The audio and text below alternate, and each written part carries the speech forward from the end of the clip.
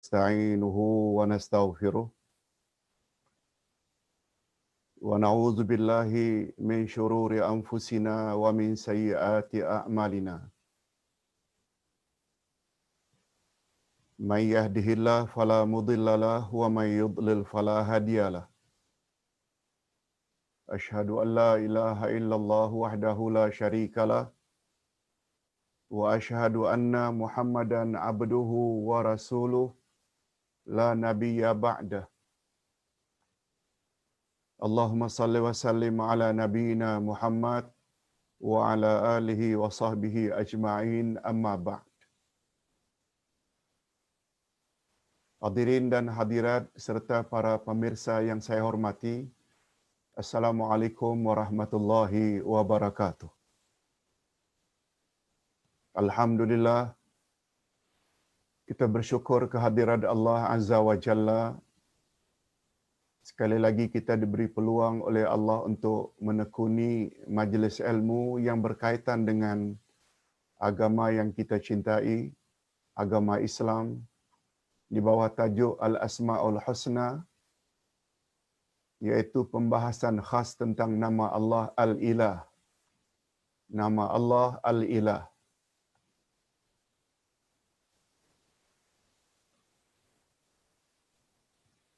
Ustaz ulang sekali lagi, mengenal Allah ada dua cara, melalui Al-Asma'ul Husna dan melalui ayat-ayat Allah.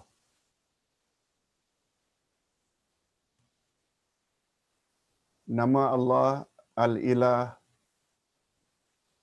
termasuk salah satu nama yang utama, sebab menurut setengah ulama, lafzul jalalah Allah adalah berasal dari perkataan ilah. Allah berasal dari perkataan ilah.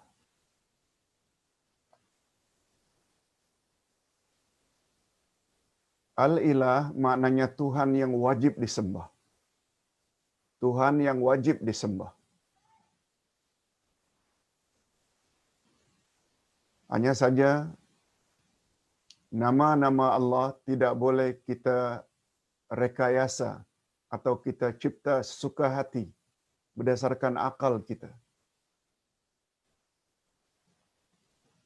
Nama-nama Allah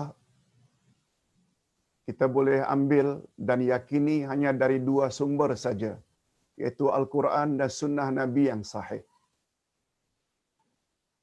Nah, dalam hal ini Allah Subhanahu wa taala berfirman di dalam Al-Quranul Karim. Namanya Al-Ilah. Antara lain firman Allah dalam surat Al-Baqarah ayat 163. A'udzu billahi minasyaitonir rajim. Wa ilahukum ilahun wahid.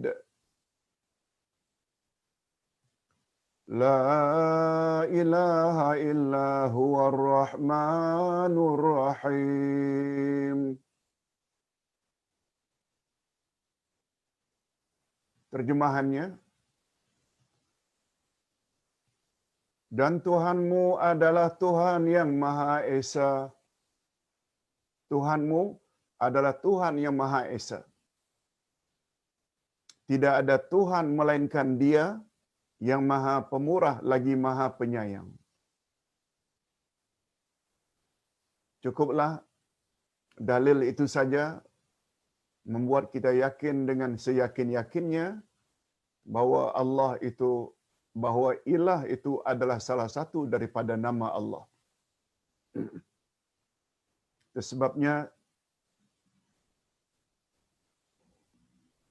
kita selalu memohon pada Allah. Selain Ya Allah, selain Ya Rabbi, kita juga selalu sebut Ya Ilahi. Ilahi, wahai ilahku. Ya Rabbi, wahai Tuhanku. Ya Ilahi, wahai Tuhanku. Yang hanya Engkau saja yang berhak disembah. Itu makna ilahi. Okey, kita berpindah kepada makna al-ilah.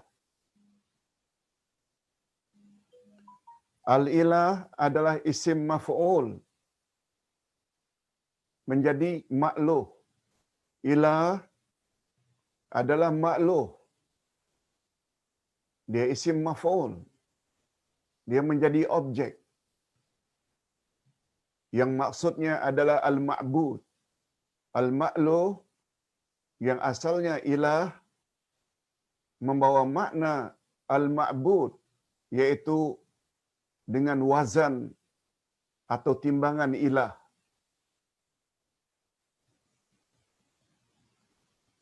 Dengan kitaban atau timbangan ilah sama dengan timbangan kitab. Ustaz ulang. Ilah adalah isim maf'ul, ma'luh. Ma'luh pula dengan makna ma'bud, yang disembah. Dia sama dengan wazan atau timbangan kitabun. Walaupun dia adalah kitab, sama dengan ilah.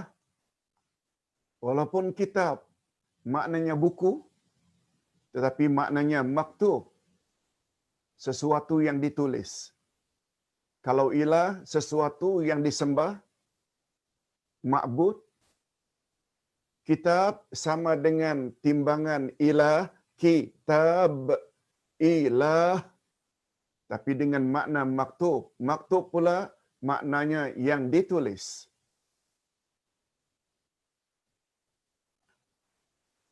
Walaupun kita ada kitab, sebenarnya kitab ini dia adalah maktub. Walaupun kita ada kitab, tapi kitab ini sebenarnya adalah maktub. Maktub maknanya yang ditulis. Betul tak kitab ini penuh dengan tulisan-tulisan kita yang ditulis? Yang ditulis itu dalam bahasa Arab, maktub, yang ditulis.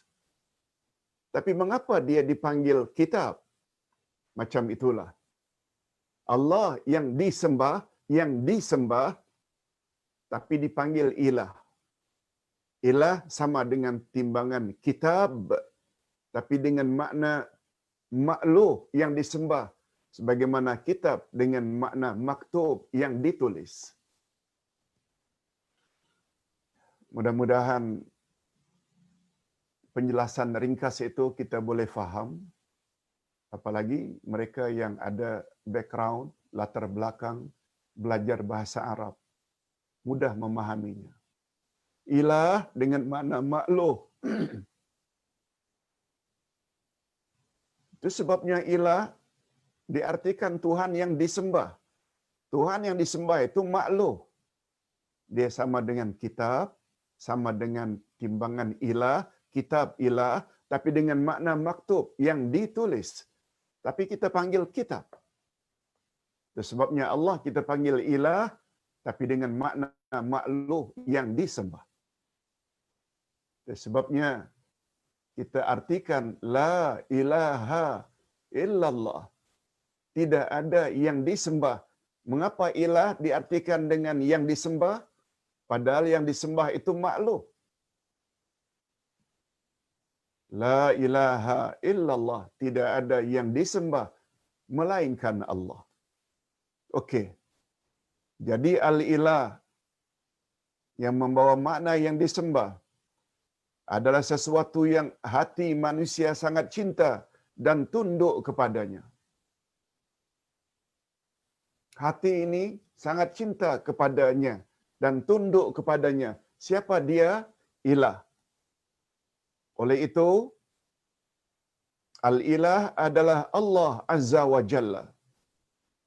Setiap apa yang menjadi pautan hati dan tunduk kepadanya, selain daripada Allah, dapat juga dikatakan al-ilah. Bagi penganutnya, apa saja yang menjadi pautan hati, hati tertarik padanya, sesuatu itu juga boleh dipanggil ilah. Di sinilah perbezaannya antara Allah dengan ilah. Allah Subhanahu wa taala khas untuk Allah Azza wa Jalla yang kita sembah, yang kita memohon hanya kepadanya. Tapi ilah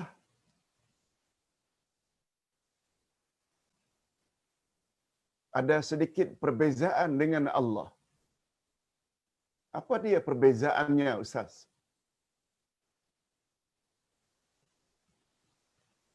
Ilah sesuatu yang hati kita terpaut kepadanya.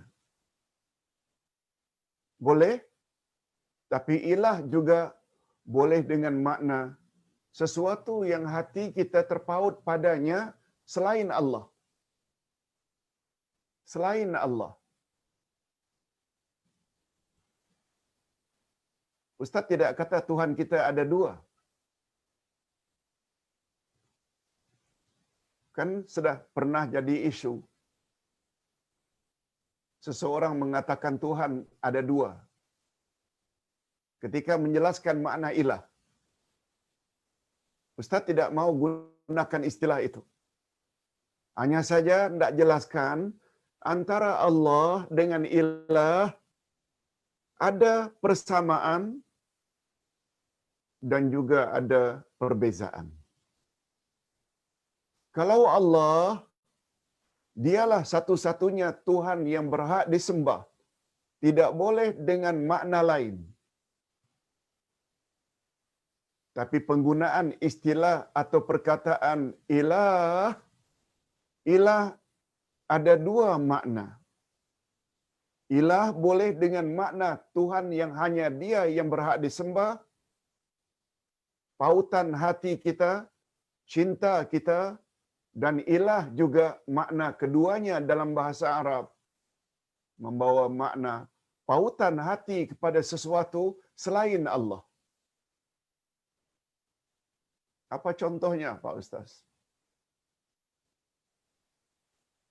Dalam bahasa Melayu ada disebut, Tuhan, orang itu telah mempertuhankan hartanya. Karena pautannya, hatinya itu terhadap harta, keterlaluan, hartanya adalah ilah baginya. Pautan hatinya, keterlaluan terhadap tuan syekh, tuan guru, sehingga apa saja tuan gurunya katakan, dia patuhi saja. Boleh. Dipanggil ilah juga. Tapi untuk Allah tak boleh. Allah adalah satu-satunya Tuhan yang berhak disembah, yang mesti kita jadikan pautan hati dan kita cintai. Tapi untuk perkataan ilah, boleh kepada yang positif, yaitu Allah Azza wa Jalla, pautan hati kita, boleh pula yang negatif, pautan hati kita kepada selain Allah, juga dipanggil ilah. Sekali lagi, Ustaz tidak katakan Tuhan itu dua. Tapi dalam memahami perkataan ilah, boleh untuk Allah dan boleh untuk selain Allah.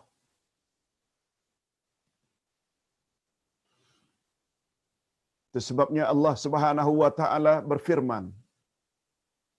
Nanti kita akan sampai kepada ayat. Coba lihat Al-Furqan ayat 43. Apa kata Allah? Ara'aita man ittakhadha ilahahu hawa. Terangkanlah kepadaku tentang orang yang menjadikan hawa nafsunya sebagai tuhannya. Ilahahu maknanya tuhannya, hawahu, hawa nafsunya. Maknanya orang yang suka memperturutkan hawa nafsu, dia dalam bahasa Arab boleh dikatakan dia telah menjadikan hawa nafsunya sebagai ilahnya. Nah, ini ilah yang batil, bukan ilah yang hak. Okey, kita jelaskan di atasnya. Jadi al-ilah yang disembah atau sesuatu yang hati manusia sangat cinta dan tunduk kepadanya. Oleh itu al-ilah adalah Allah Azza wa Jalla. Atau setiap apa yang menjadi pautan hati dan tunduk kepadanya selain Allah dapat juga dikatakan sebagai ilah. Ini poin penting. Dapat juga ilah itu dikatakan kepada sesuatu yang menjadi pautan hati kepada selain Allah. Bagi penganutnya, bentuk jamaknya ilah, bentuk jamak ilah, singularnya ilah, pluralnya alihah. Ini membuktikan kalau Allah kan tidak ada jamaknya. Allah tidak ada jamaknya. Tidak ada pluralnya. Tapi ilahun ada jamaknya. Padahal Allah itu hanya esa. Tidak dua, tidak tiga. Nah, mengapa ilah ada jamaknya, ada pluralnya, alihah? Karena ilah juga boleh ditujukan kepada Tuhan selain Allah.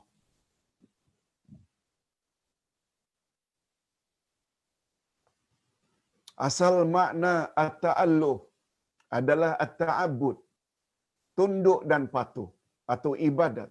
Itu makna asalnya.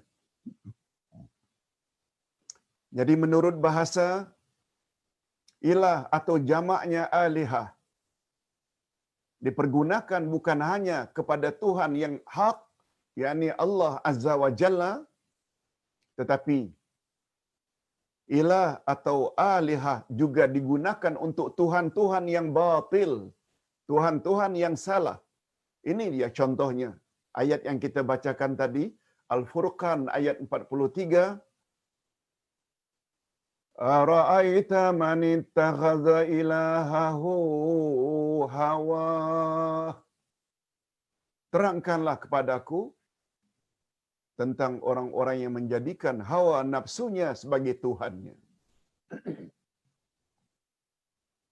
Sebabnya sebagai tambahan, terdapat di dalam hadis sahih, Rasulullah sallallahu alaihi wasallam bersabda, coba dengar baik-baik. Sebab barangkali kita termasuk ke dalam golongan itu. Na'udzubillah min dzalik. Apa kata Nabi? Ta'isa abdud dinar wa ta'isa abdud dirham wa ta'isa abdul khamisah. Ta'isa di sini dengan makna halaka. Binasalah orang yang mempertuhankan dirham. Celakalah, binasalah orang yang mempertuhankan dirham, dinar, dan celakalah orang yang mempertuhankan pakaian.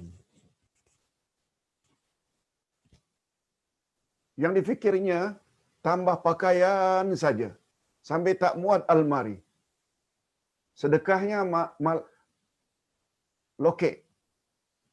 Untuk derma kebaikan membantu orang miskin lokek. Tapi bukan main pemurahnya bila untuk beli pakaian. Kata Nabi, celakalah, binasalah orang yang mempertuhankan pakaian. Ini untuk menguatkan lagi makna ilah tadi.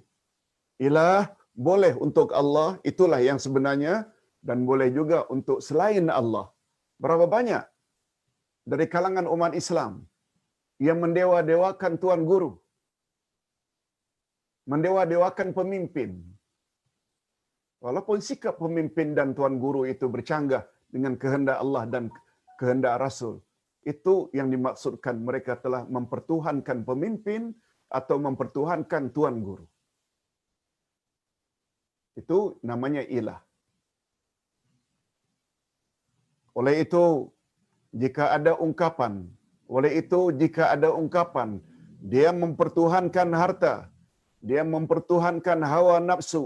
Maksudnya, jika hatinya tunduk dan patuh dengan harta dan terlalu memperturutkan hawa nafsu tanpa mengira halal ke atau haram, tentu saja maksudnya dalam hal ini bahwa menjadikan harta dan hawa nafsu sebagai Tuhan-Tuhan yang dengan maksud Tuhan-Tuhan yang batil.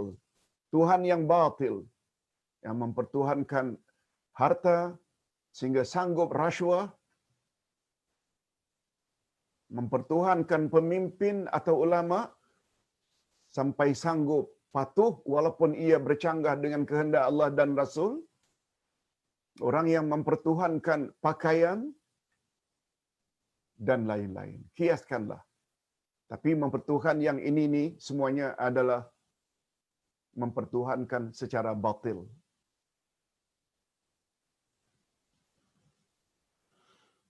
Adapun ilah sebagai nama Allah. Nah, ini penjelasannya. Adapun ilah sebagai nama Allah, menurut istilah agama atau menurut syarak, ini menurut keyakinan kita, apa itu ilah? Al-ilah adalah al-ma'budu bihaqqin. Tuhan yang berhak disembah. Itu sebabnya makna la ilaha illallah, terjemahan biasa secara literal, tiada Tuhan yang melainkan Allah. Itu makna asalnya. Tiada Tuhan melainkan Allah. Itu terjemah harfiah, direct translation. Tapi terjemah maknawiyah, tafsirannya, syarahannya, ia adalah la ma'buda bihaqqin illallah. Tiada Tuhan yang berhak disembah melainkan Allah. Itu maknanya. Itulah sebabnya la ilaha illallah membawa makna la ma'buda bihaqqin illallah. Tiada Tuhan yang berhak disembah melainkan Allah. Maksudnya, seluruh hambanya beribadat hanya kepadanya dengan penuh perasaan cinta. Dengan penuh perasaan cinta. Perasaan tunduk, perasaan takut, perasaan harap, pengagungan dan kepatuhan. Segala bentuk penyembahan kepada selain Allah adalah batil dan tertolak. Termasuk bila kita terlalu patuh kepada alim ulama. Alim ulama tidak maksum. Yang maksum hanya Rasulullah sallallahu alaihi wasallam. Itu sebabnya kata imam kita Imam Asy-Syafi'i, bila pendapat aku, hasil ijtihadku bercanggah dengan hadis yang sahih, campak olehmu ke tembok pendapatku. Ambil hadis yang sahih. Statement itu memberi isyarat.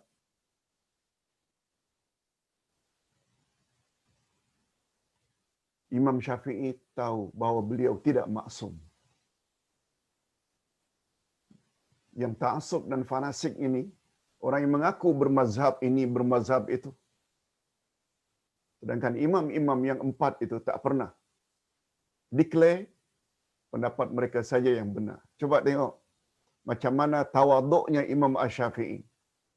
Apa kata beliau? Ra'yi ala sawab yahtamilul khata'. Wa ra'yu ghairi khata' yahtamilus sawab. Pendapatku benar, tapi ada kebarangkalian. Tapi ada kemungkinan salah. Pendapat orang lain salah, tapi ada kemungkinan benar. Coba lihat, macam itu kita seharusnya bila berhadapan dengan pendapat orang-orang lain. Yang jadi ikutan kita mesti yang sesuai dengan kehendak Allah dan kehendak Rasul. Syekhul Islam Ibn Taimiyah ketika menjelaskan makna la ilaha illallah berkata, di dalam ungkapan tersebut terdapat isbat atau penetapan akan ketuhanan Allah yang Maha Esa.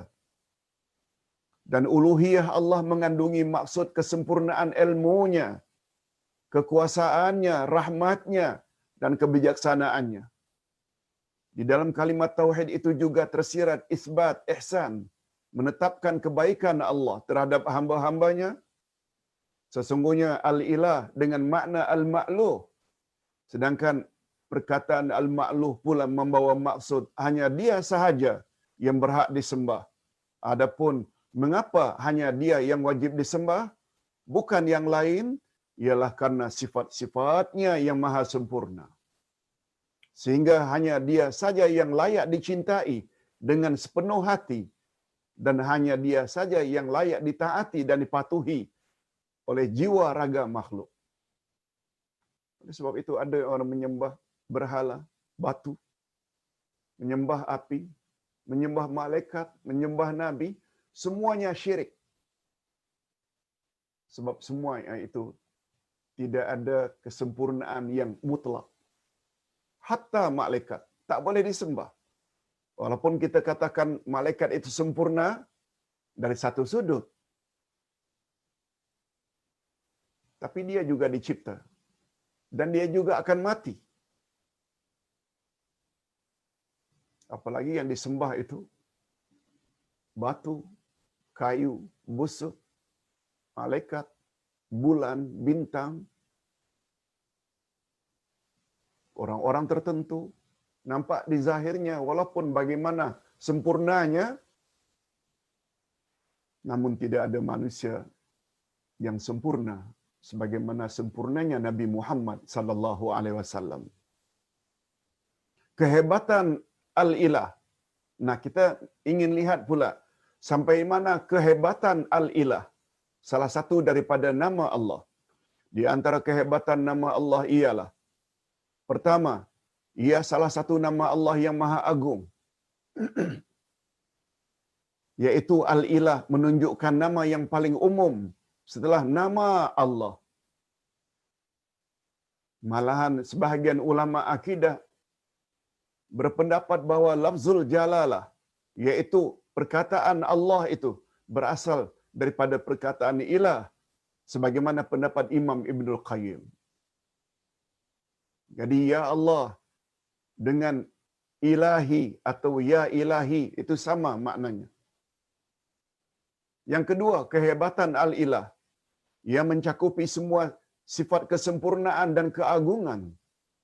Terkandung di dalamnya semua al-asma'ul husna, nama-nama Allah yang paling baik, dan sifatul ula, sifat-sifat Allah yang maha tinggi. Oleh itu, siapa yang berdoa dengannya, maka seolah-olah dia telah berdoa dengan semua nama Allah dan semua sifat Allah. Lihat tu, power menyebut ya ilahi, oh Tuhanku. Seolah-olah di dalam nama Allah ya ilahi tercakup nama-nama Allah yang lain. Yang ketiga, ia mengandung sifat subutiyah zatiyah, yaitu sifat kesempurnaan yang sebati, senantiasa ada di sisi Allah. Tak pernah renggang, tak pernah lekang. Itu makna subutiyah zatiyah. Nama Allah ilah disebut di dalam kalimat tauhid. La ilaha illallah. Bayangkan, kalimat tauhid la ilaha illallah adalah zikir atau nama Allah yang paling sempurna. Nama Allah Subhanahu wa taala. Zikir tersebut dikatakan zikir yang paling tinggi nilainya di sisi Allah. Bila disebut menjelang kematian, garanti masuk syurga. Itu terdapat di dalam kalimat tauhid. La ilaha illallah. Inilah kalimah yang paling agung mengatasi semua kalimah. Nabi sallallahu alaihi wasallam bersabda dalam beberapa hadisnya, antaranya zikir yang paling baik adalah la ilaha illallah. Siapa yang mengucap kalimat ini, maka terpeliharalah darahnya dan hartanya. Maknanya orang kafir bila dia menyebut la ilaha illallah, dia tidak boleh dibunuh dan hartanya tidak boleh dirampas. Karena itu bermakna dia telah memeluk Islam. Ya, powernya kalimat la ilaha illallah. Dia tidak boleh dibunuh dan hartanya tidak boleh dirampas.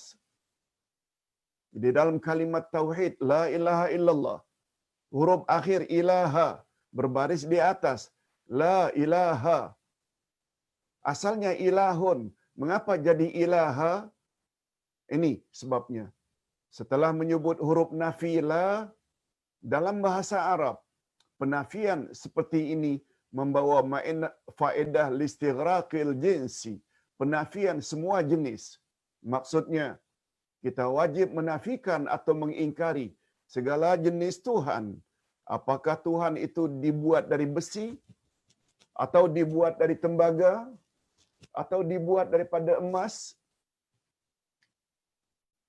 atau dari kayu, dari batu, atau manusia, atau jin, atau malaikat dan lain-lain. Semua jenis Tuhan-Tuhan itu kita nafikan. Kemudian setelah penafian itu, baru kita wajib isbatkan atau tetapkan hanya Allah saja yang kita sembah. Itu pula lah sebabnya mengapa rukun kalimat tauhid didahulukan dengan nafi la ilaha dahulu, tiada Tuhan, tiada satu pun jenis Tuhan yang berhak disembah. Kemudian baru diikuti dengan illallah. Satu ayat bila terdiri daripada nafi dan isbat, dia membawa makna murni, pure.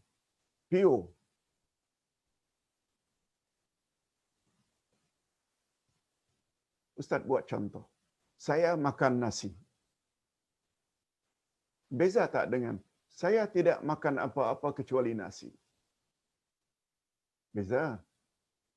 Walaupun maknanya sama-sama makan nasi. Saya makan nasi, tetapi saya tidak menafikan dalam ayat itu makan juga daging, ayam, sayur mayur, buah-buahan, lauk pauk.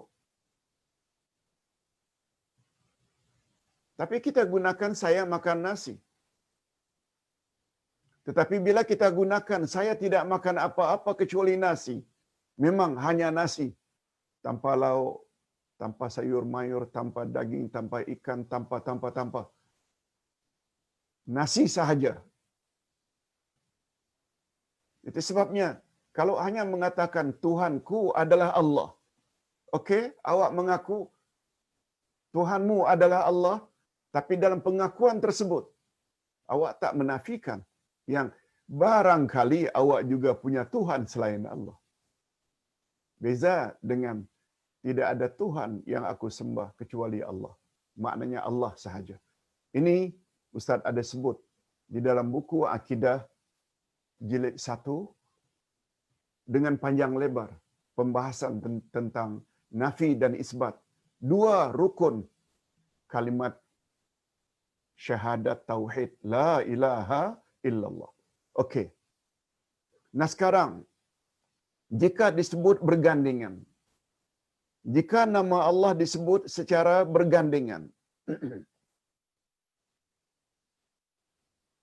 jika nama Al-Ilah disebut bergandengan dengan Ar-Rahman, Maha Pengasih, dan Ar-Rahim, Maha Penyayang, sebagaimana firman Allah di atas, wa ilahukum ilahun wahid, ilahun wahid, la ilaha illa huwar rahmanur rahim.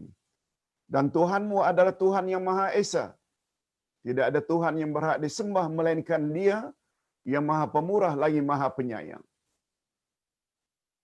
Al-Baqarah 163. Di antara keistimewaan gandingan nama-nama tersebut, pertama sekali, uluhiyah Allah berpaksi kepada rahmatnya. Uluhiyah Allah iaitu kita sembah hanya Allah, ia adalah berdasarkan rahmatnya. Maksudnya, mengapa hanya Allah yang awak sembah?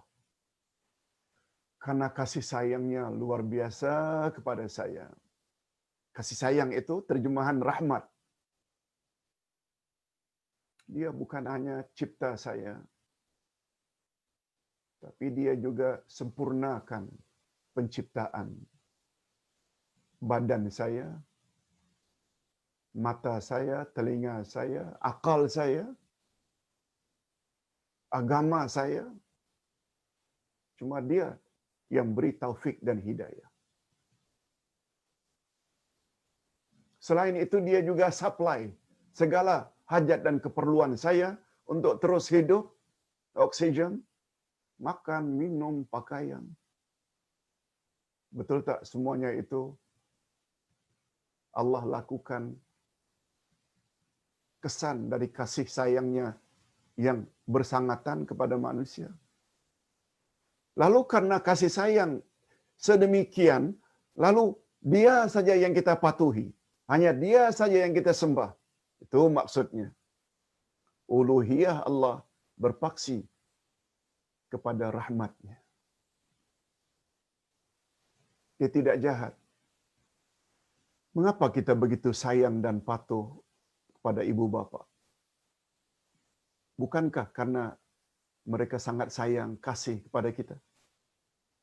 Ketika hidupnya, setelah matinya, kita tak pernah lupa, selalu ingat kepadanya, selalu bantu mereka yang berada di alam barzakh. Ada kaitan tak? Semua itu kita lakukan karena kebaikan mereka, kesayangan mereka yang bersangatan kepada kita. Ingat, bila kita hendak compare kasih sayang mak bapak dengan kasih sayang Allah, macam tak ada apa kasih sayang mak bapak. Itu sebabnya dalam surat Luqman apa kata Allah? Anishkur li wali walidai. Setelah Allah menyebut bersusah payah mak bapakmu,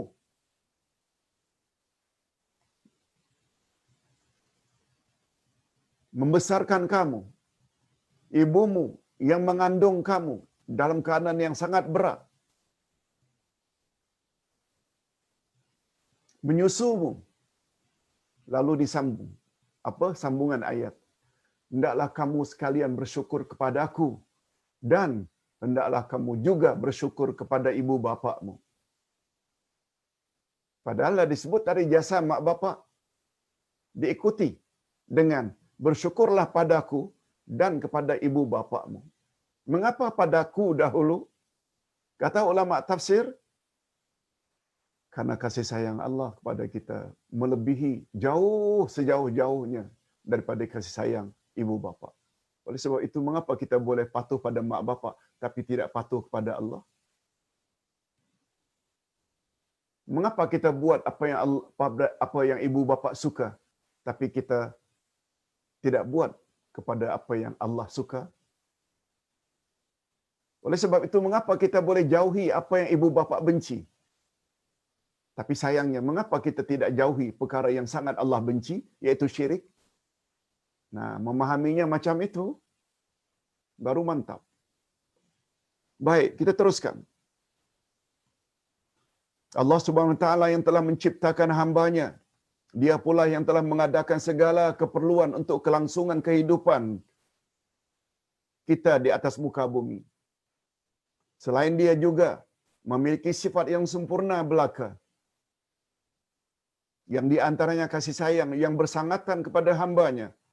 Oleh itu, sangat wajarlah jika hanya kepadanya saja kita beribadat atau mengabdikan diri dengan melaksanakan suruhannya dan menjauhi larangannya. Atas sebab itulah, maka motif utama kita beribadat hanya kepada Allah yang Maha Esa adalah demi mensyukuri segala nikmat-Nya. Di situ datangnya. Mengapa Dia saja yang mesti disembah? Okey. Yang kedua, faedah gandengan nama-nama Allah di atas. Gandengan nama-nama Allah tersebut juga mengandung bisyarah. Bisyarah maknanya berita gembira bahawa siapa yang memurnikan ibadatnya hanya kepada Allah, niscaya mereka berhak mendapat rahmat dan kasih sayang yang sangat luas. Bukan hanya di dunia, malah di akhirat mereka akan mendapat kenikmatan yang abadi untuk selama-lamanya di dalam syurga. Dan atas dasar itu pula lah maka ayat berikutnya menyatakan dengan tegas inzar, inzar, iaitu ancaman dari Allah bahawa manusia akan mendapat laknat atau kutukan Allah jika mereka ingkar beribadat hanya kepada Allah yang Maha Esa. Laknat maknanya dijauhkan dari rahmat dan kasih sayang Allah. Itu sebabnya kata Nabi, marah macam mana pun kita kepada anak karena kedegilannya, marah macam mana pun. Namun anak jangan dilaknat. Laknat maknanya minta dijauhkan dari kasih sayang Allah. Itu makna laknat. Mungkin laknat bahasa Arab, dalam bahasa kita sekedar kutukan, mengutuk. Tapi dalam bahasa Arab, laknat maknanya ibadun, kita minta dijauhkan an rahmatillah, dari rahmat Allah. Oh, bila kita sampai laknat anak, susah harapan anak itu akan masuk syurga.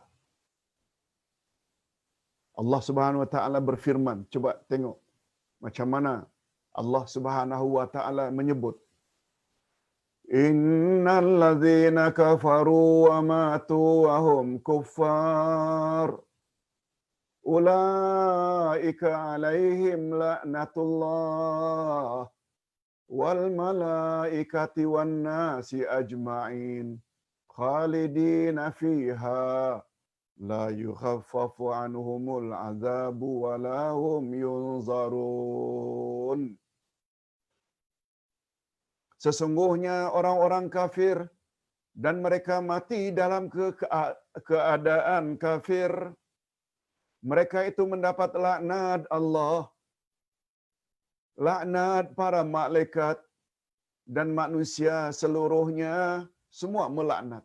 Allah melaknat, malaikat melaknat, manusia juga melaknat. Sebagaimana laknat kita hari ini terhadap Firaun, terhadap Namrud, terhadap Abu Jahal, laknatullahi alaihim, itu maksudnya karena mereka menentang kebenaran yang dibawa oleh para rasul. Apa kata Allah nasib mereka kelak di akhirat? Mereka kekal di dalam laknat itu, tidak ada diringankan siksa dari mereka, dan tidak pula mereka diberi tangguh. Tidak ada. Tidak ada tangguh.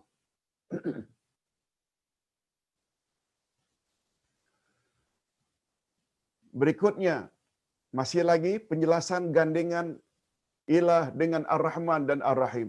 Di antara hikmah gandengan nama Allah ini juga ialah jika hanya disebut secara tunggal nama Allah ilah, yakni tauhid uluhiyah, hanya dia saja yang berhak disembah, tidak boleh beribadat kepada selainnya, mungkin membawa persepsi, mungkin membawa anggapan setengah manusia hanya akan keperkasaan Allah. Oh, dia saja yang kita perlu tunduk. Terbayang oleh kita hebatnya, perkasanya Allah Azza wa Jalla. Ketinggiannya, kemampuannya untuk mengalahkan sesiapa pun. Barangkali kalau disebut ilah saja, yang terbayang oleh kita itu saja. Tetapi jika al-ilah digandingkan dengan Ar-Rahman dan Ar-Rahim, maka akan terbayanglah oleh setiap manusia bahwa rahmatnya dan kasih sayangnya mendahulukan kemurkaannya. Allah Subhanahu wa taala tidak mencipta manusia melainkan untuk kebaikan dan kasih sayang. Allahu akbar. Itu sebabnya dalam hadis sahih apa kata Nabi? Allah memiliki 100 cabang rahmat. 100. Hanya satu yang Allah turunkan ke permukaan bumi, yang dengannya kita berkasih sayang.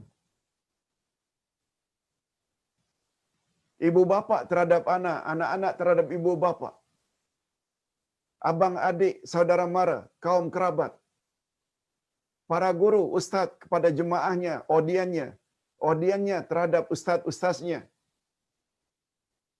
Itu semua di dalam rahmat yang satu itu. Sampai kata Nabi,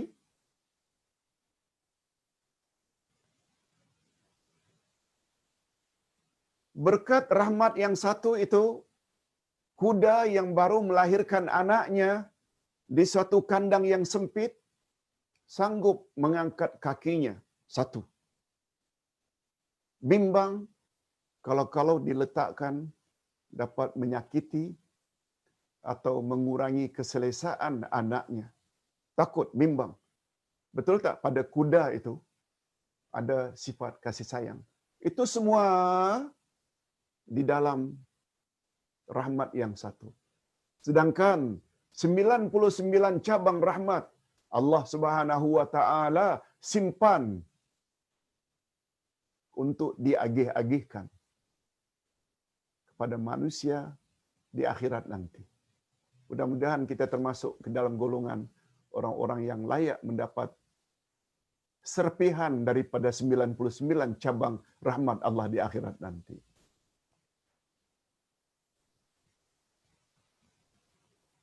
Hadirin dan hadirat rahimakumullah. Itu sebabnya kata Nabi, seorang ibu bapa dalam kubur dinaik tinggi derajatnya secara tiba-tiba. Lalu dia tanya, Rabbi, ayu syai'in hadza? Oh Tuhan, mengapa derajatku engkau angkat setinggi ini? Semena-mena, secara tiba-tiba. Apa jawab Allah melalui malaikatnya? Waladuka alladhi yastaghfiruka fid dunya. Karena anakmu di dunia, waladuka, anakmu di dunia, baru sebentar berdoa, minta supaya aku ampunkan dosa-dosamu. Waladuka alladhi yastaghfiru laka fid dunya. Ingat ya, walad. Walad dalam English namanya child. Child. Aulad pluralnya sama dengan children. Betul tak? Walad itu kalau child dia membawa makna boy dan girl. Son dan daughter. Bukan hanya doa anak laki-laki, tapi juga doa anak perempuan. Ada kaitan tak itu semuanya dengan rahmat Allah? Yes. Tinggal kita sebagai anak mau atau tidak. Itu sebabnya apa yang kita baca baru-baru ini diviralkan, ada ustaz yang sampai berpendapat anak-anak yang tidak mendoakan mak bapaknya adalah anak durhaka. Ustaz dah ulaskan dalam beberapa hari yang lalu. Wallahu a'lam. Kita teruskan. Gandengan nama Allah Ilah dengan Rabb, Maha Pencipta, Malik yang Maha Memiliki dan Maha Berkuasa. Malahan jika dilihat dengan cermat tiga nama Allah tersebut, maka kita akan dapati ia tertera pada surah pertama Al-Fatihah, diulang sekali lagi dalam surah terakhir An-Nas dalam Al-Quran. Ini memberi isyarat. Ini memberi isyarat yang sangat penting bagi umat manusia. Dalam surat Al-Fatihah termaktub nama Allah, Allah Rabb Malik. Alhamdulillah Rabbil Alamin. Ar-Rahmanir Rahim. Maliki Yaumiddin. Sedangkan dalam surat An-Nas pula, Qul a'udzu birabbin nas, Rabb, Malikin nas, Malik, Ilahin nas, ilah dengan makna Allah. Lafzul jalalah Allah sama dengan maksud nama ilah, yakni zat yang hanya dia saja yang berhak disembah. Ini sebagaimana firman Allah, Allahu la ilaha illahu. Allah, tiada Tuhan yang berhak disembah melainkan Dia. Awal dari ayatul kursi, ayat 255 Al-Baqarah. Ustaz baca dulu, nanti Ustaz jelaskan. Siapa secara jujur merenung dan tadabbur urutan nama-nama Allah di atas. Di dalam surat An-Nas, Rabbin Nas, Malikin Nas, Ilahin Nas. Tuhan yang mencipta manusia, Tuhan yang memiliki manusia, Tuhan yang wajib disembah oleh manusia. Maksudnya, siapa yang yakin dirinya dicipta oleh Allah, ini isyarat Rabbin Nas, dan dirinya adalah milik Allah, ini pula adalah isyarat Malikin Nas, maka dia wajib beribadat hanya pada Allah. Itu sebabnya disusuli dengan ilahin nas.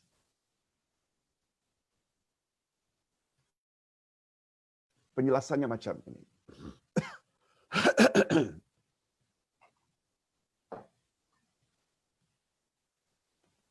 Bismillah.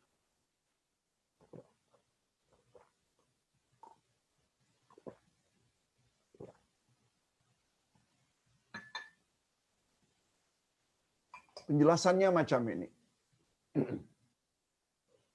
Dalam kaedah bahasa Arab dan ilmu tafsir, sesuatu yang apabila disebut pertama dan diulang sekali lagi pada bahagian yang terakhir, itu memberi isyarat dialah yang paling penting. Dialah yang paling penting.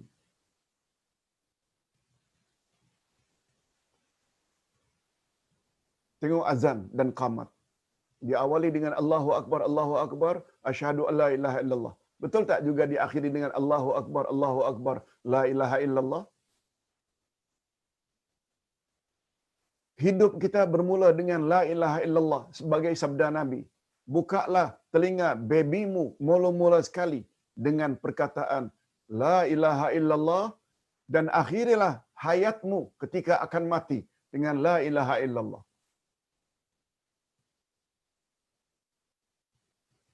Nah sekarang coba tengok surat Al-Fatihah. Ada 3 nama Allah. Allah, Rabb, Malik. Nama Allah yang serupa juga disebut pada surat yang terakhir. Rabbin Nas, Malikin Nas, Ilahin Nas. Kata ulama tafsir dan ulama akidah, bila manusia betul-betul memahami 3 nama ini, besar kemungkinan dia akan menjadi orang baik. Sempurna agamanya.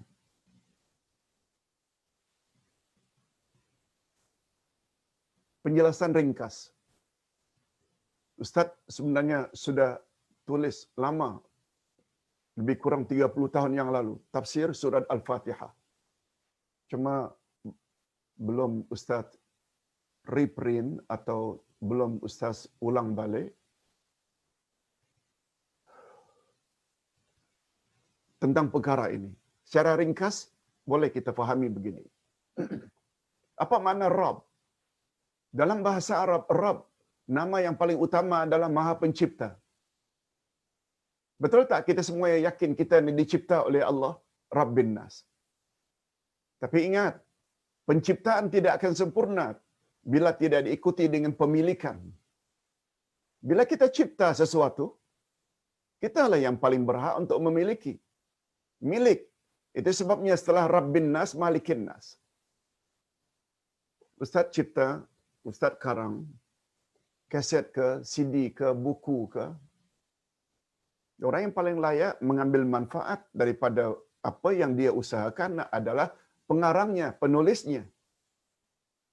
Itu sebabnya siapa yang ingin kopi atau ingin mendapat manfaat daripada usaha orang lain, haram hukumnya.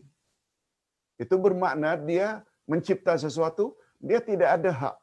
Orang lain ambil haknya. Kecuali dengan izin. Sekedar nak menjelaskan, setelah Rabb itu mesti ada milik. Maknanya, kita tidak cukup sekedar yakin kita dicipta oleh Allah Rabbin Nas. Kita juga mesti yakin diri kita ini milik Allah. Bukan diri saja. Apa yang ada pada diri kita ini milik Allah. Jamnya, cincinnya, kacamatanya, syalnya, semua milik Allah. Itu sebabnya bila kita mati, kita akan sebut inna lillah wa inna ilaihi raji'un. Kita semua milik Allah. Dan kepada dia kita semua akan balik. Itu sebabnya kita tak boleh suka-suka hati kerana mendakwa diri kita milik kita. Kalau kita buat suka-suka hati, minum racun, bunuh diri, gantung diri, terjun diri supaya mati, tak mati sesat namanya. Sebab diri kita ni milik Allah, bukan milik kita. Tak buat suka-suka hati. Namun demikian, walaupun kita meyakini diri kita dicipta oleh Allah Rabbin Nas, diri kita milik Allah, bukan milik kita. Masih belum sempurna kalau Allah tidak kita patuhi. Kalau tidak hanya Allah yang kita sembah. Nah, ini rahasianya. Maka bahagian akhir itu disebut ilahin nas. Itu sebabnya barulah sempurna. Bila kita yakin diri kita dicipta oleh Allah, in the same time, kita juga percaya diri kita milik Allah, dan perkara yang paling utama, itu semua mendorong kita untuk sembah Dia sahaja. Itu isyarat ilahin nas. Baik, kita teruskan dengan penjelasan berikut. Sungguh, Al-Quran kitab petunjuk yang paling agung dan paling suci. Di antara kewajiban umat Islam terhadap Al-Quran ialah tadabbur kandungannya. Siapa yang tidak tadabbur atau menghayati isi kandungan Al-Quran, maka mereka digolongkan oleh Allah sebagai insan yang terkunci hatinya. Bila kita tidak hayati Al-Quran dengan penghayatan yang sebenar, melalui terjemah maknawiyah, orang tersebut bila enggan berbuat demikian, bermakna hatinya serasa terkunci. Allah tutup. Bahaya bila Allah dah tutup hati kita. Orang beri nasihat, orang tidak beri nasihat, sama saja. Sebagaimana sifat orang kafir yang Allah sebut pada ayat 6 dari surat Al-Baqarah. Apa dia? Innal ladzina kafaru sawa'un 'alaihim a'anzartahum am lam tunzirhum la yu'minun. Sesungguhnya orang-orang kafir itu, engkau beri nasihat atau engkau tidak beri nasihat, sama saja. Sama saja. Podo wae, kata orang Jawa. Sama saja. Kau beri nasihat ke, kau tak beri nasihat, sama saja. Mereka tetap tidak mau beriman. Mengapa begitu? Disebut oleh Allah pada ayat berikutnya, ayat 7. Khatamallahu ala qulubihim wa ala sam'ihim wa ala absarihim ghishawah wa lahum azabun azim. Karena hati mereka sudah terkunci mati. Pendengaran mereka, penglihatan mereka, semuanya tertutup, dan bagi mereka azab yang besar. Na'udzubillah min dzalik. Itu sifat orang kafir. Tapi tidak mustahil pada orang Islam juga kadang-kadang ada sifat yang serupa. Sama saja. Sama saja. Kita tak katakan mereka kafir, tapi pada mereka ada sifat orang kafir. Hadirin dan hadirat rahimakumullah. Coba dengar apa kata Allah, orang yang enggan tadabbur Al-Quran. Afala yatadabbaruna al-Quran am ala qulubin aqfaluha. Maka apakah mereka tidak tadabbur atau memperhatikan Al-Quran? Atau hati mereka sudah terkunci? Allah tanya. Allah menyindir kita. Baca Quran, tapi tak faham apa yang difahami. Apa yang dibaca tak faham. Itu sebabnya Ustaz tak bosan-bosan mengulangi, kewajiban kita terhadap Quran adalah 5. Beriman pada Quran, dia kalamullah. Membaca Quran dengan tajwid yang betul. Baru 2. Ada 3 lagi. Apa 3 ini? Faham Al-Quran, tafsirnya, tadabbur. Setelah faham baru mengamalkan Al-Quran, al-amalu bih. Dah faham amal untuk diri, tablighu ilal akhirin. Sebar-sebarkan. Macam apa yang Ustaz sedang lakukan sekarang ini. Orang suka, tak suka, Ustaz tak kisah. Yang penting sampaikan. Ustaz tertarik dengan pandangan Dr. Yusuf Al-Qaradawi. Di akhirat nanti, Allah tidak tanya, berapa follower kamu? Berapa orang yang ikut ajaranmu? Allah tak tanya. Tapi Allah tanya, sudah kamu sampaikan atau belum kebenaran yang aku telah turunkan? Ini yang mustahak. Sampaikan. Terima, alhamdulillah. Tak terima, tanggung sendiri. Okey. Itulah sebabnya sebelum membaca Al-Quran kita disuruh agar terlebih dahulu memohon perlindungan kepada Allah dari gangguan syaitan. Karena syaitan paling tak suka kita dekat menaklukkan diri kepada Al-Quran, apalagi sampai memahaminya, apalagi sampai mengamalkannya, apalagi sampai menyebarkannya kepada orang lain. Oh, syaitan sangat tak suka. Syaitan tidak mampu menyesatkan dengan pertolongan Allah. Syaitan tidak akan mampu menyesatkan mereka yang tadabbur dan berpegang teguh dengan ajarannya. Allah berfirman, "Wa idza qara'tal Qur'an fasta'iz billah minasyaitonir rajim." Bila kamu akan membaca Al-Quran, hendaklah kamu meminta perlindungan kepada Allah dari syaitan yang terkutuk. Minta perlindungan. Surat An-Nahl ayat 98. Ustaz selalu gunakan istilah begini untuk memudahkan pemahaman. Kita tak mau baca Quran karena syaitan paling benci terhadap orang yang baca Quran. Tapi kita lawan juga. Lalu kita baca Quran. Jangan cepat gembira. Syaitan akan kata, "Oh, kamu tidak baca, bacalah, tak apa. Bacalah. Asalkan kau jangan faham apa yang kau baca." Lalu kita baca umpamanya sebelahnya, terjemahannya, terjemah harfiah. Dia benci. Tapi kita lawan juga. Tak apa, kata syaitan. Kalau hanya sekedar terjemah harfiah, literal translation, jangan belajar terjemah ma'nawiyah, yaitu tafsirannya dan tadabbur. Kita lawan juga. Kita baca kitab. Kita beli lagi malah. Kitab tafsir. Macam-macam tafsir kita beli. Dalam bahasa yang kita fahami. Syaitan benci. Tapi kita lawan juga. Syaitan nak kata lagi. Syaitan akan kata lagi. Tak apa. Asal kamu baca, tapi jangan diamalkan. Syaitan benci bila kita amalkan. Sebab ada jaminan dari Nabi, orang yang mengamalkannya, dijamin tidak akan sesat untuk selama-lamanya. Quran dan hadis. Lalu bila diamalkan, walaupun syaitan benci, dia akan katakan, tak apa. Amalkanlah apa yang ada dalam Quran, tapi untuk dirimu sendiri. Untuk dirimu saja. Jangan sebar-sebarkan pada orang lain. Sampai begitu usaha syaitan agar kita sama-sama dia dalam neraka. Tapi kita lawan juga. Sampai juga. Tulis juga. Sebar juga. Orang tak suka ke, orang suka ke. Di situ sebabnya.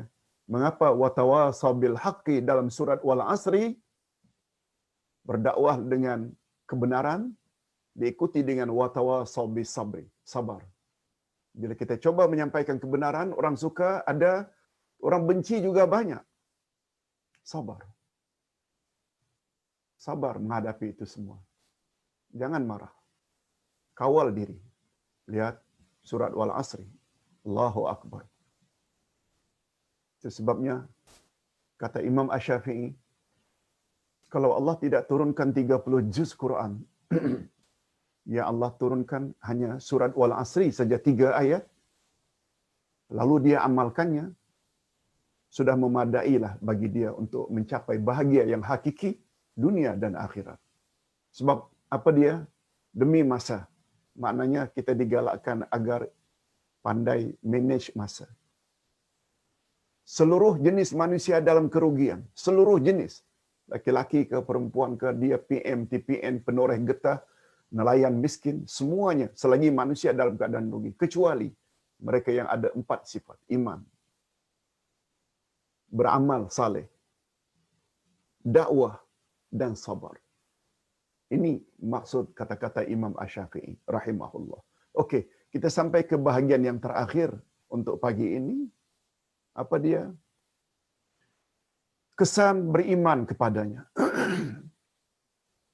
Jika seseorang hamba benar-benar mengenal Allah dengan pengenalan atau makrifah secara betul dan tepat melalui al-asma'ul husna dan ayat-ayat Allah, apakah ayat Quraniyah atau ayat kauniyah,